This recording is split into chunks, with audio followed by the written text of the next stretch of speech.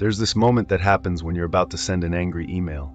You type it out, all the rage, all the hurt, everything you want to say, but never would face to face. And right before you hit send, there's this tiny pause, this split second where some part of you whispers, "Are you sure?"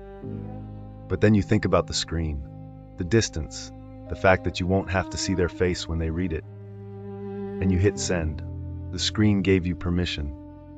It created just enough distance between you and the consequence that the thing stopping you went quiet. Now imagine that screen is 3 feet of air and a piece of metal. Imagine it's not words you're sending, but something that can't be unsent. That's what a gun does. It's not just a weapon, it's a permission slip. Someone in a movie once said, "I understand why you love guns so much. They completely detach you from the guilt of your actions." It was meant as a joke, but jokes work because they're true in ways we don't want to admit. A gun does something to the human psyche that almost nothing else does.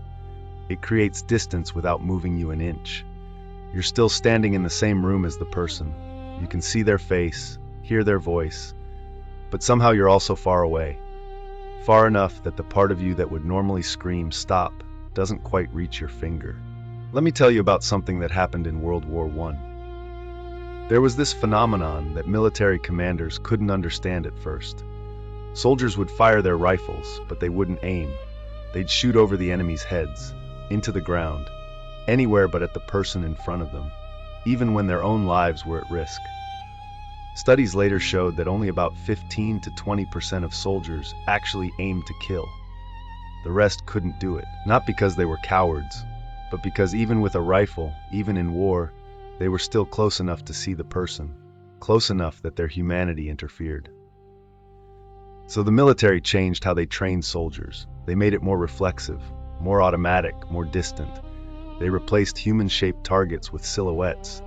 They drilled shooting until it became muscle memory, not choice. They created more psychological distance, even when the physical distance stayed the same. And it worked. By Vietnam, that number went up to 90%. 90% of soldiers could now kill on command. Not because humans changed, but because the training found a way to quiet the thing that would normally stop them. Here's where it gets uncomfortable. That thing they quieted, that's not weakness. That's your humanity trying to protect itself. Because killing someone, really killing them, looking at them while you do it, that changes you. It marks you in ways you can't undo. Your body knows this even if your mind doesn't. That's why your hands shake, why your stomach turns, why some deep animal part of you resists. Not because you're moral, but because you're human. And humans aren't meant to be comfortable with death, especially death we cause. But a gun interrupts that signal. It's elegant in the worst possible way. You don't have to touch them. You don't have to struggle. You don't have to feel their body resist or hear their breath stop or see their eyes change. You just move your finger, a tiny motion, barely any effort at all.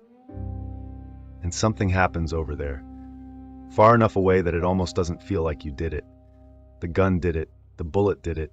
You were just present. There was a philosopher named Martin Buber who talked about 2 ways of relating to the world. He called them I, you, and I, it. I, you is when you see another person as fully real, as complex and alive as you are. When you're in I, you can't ignore their humanity. You feel it. It touches you. It is when you turn someone into an object, a thing, a problem to be solved, or an obstacle to be removed. When you're in I, it, they stop being real in the way that would make harming them unbearable. And a gun is a perfect tool for turning someone from you into it. The distance it creates isn't just physical, it's relational, psychological. The person on the other end of the barrel stops being a person. They become a target, a silhouette, an it. And once that shift happens, the rest is easy. But here's the thing nobody wants to talk about. We do this all the time. Not with guns, but with everything else. We turn people into its constantly because facing them as yous is too hard. The homeless person you walk past isn't someone with a story. They're an inconvenience. The person who cut you off in traffic isn't having a bad day. They're an asshole. The factory worker who made your phone isn't a human with dreams. They're nobody. Invisible.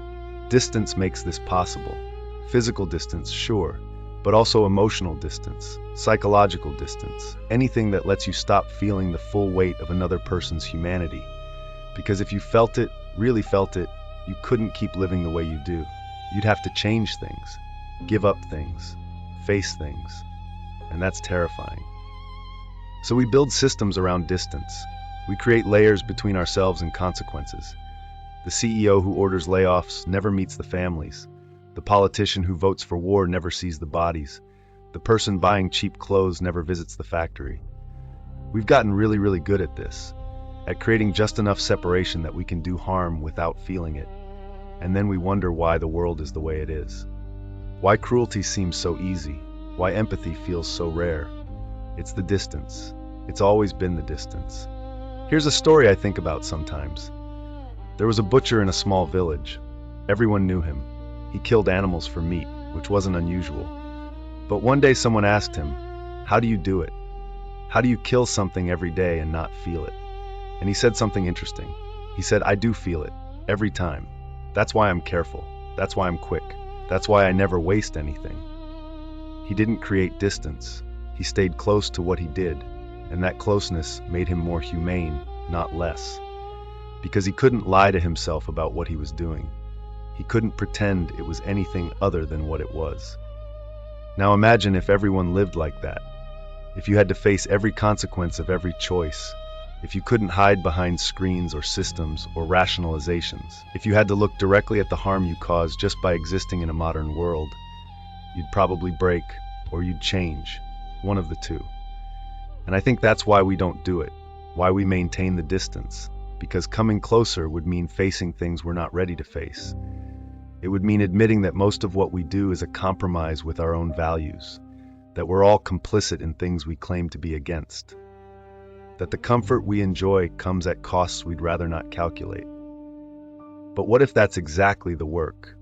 Not feeling guilty, not beating yourself up, but just coming closer, reducing the distance between yourself and the truth of what you do.